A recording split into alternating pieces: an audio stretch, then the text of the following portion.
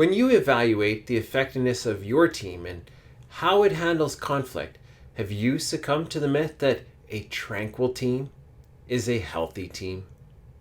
Hello, my friends. Jeffrey Shaw here from Grow to Your Potential. In Todd Henry's book, Die Empty, he shares with us a very insightful perspective on how to view tranquility in teams. He says, there's a false belief that tranquility equals health, but a tranquil team is often a sign of imminent death because it may mean that no one cares enough to make waves. When I think of tranquility, I think of heading out onto the lake to go fishing.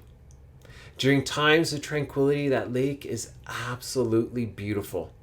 The perfectly still water, the warm sun beating down, and that boat just glides along the surface. And yet, when we hit a fishing spot, the tranquility often results in poor fishing and more bugs. I've often found that to get the best fishing and avoid the bugs rather than seek out tranquility, I need to find a spot where the wind is creating some waves. Likewise, although we may want tranquility in a team, what we really need are some waves and people who care enough to make them. Over the last 2 weeks, we explored the need for leaders to tap into the experiences and knowledge of their team.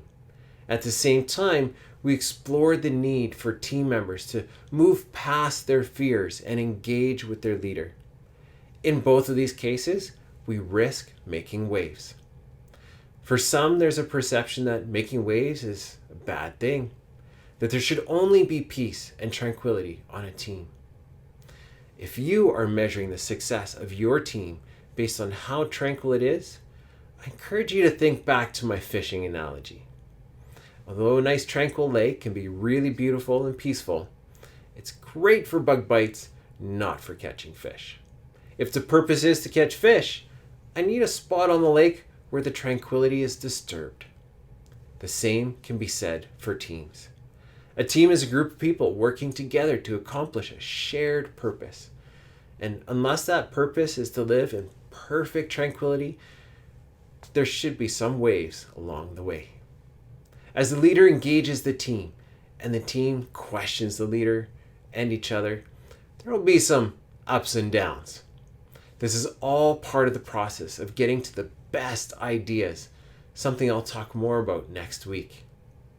So if you're measuring the success of your team by its tranquility, I want to encourage you to stop it. Stop it right now. Move past the myth that tranquility equals health. Rather than looking for tranquility, look to ensure there are enough waves in your team to rock the boat, but not enough to throw people out of it.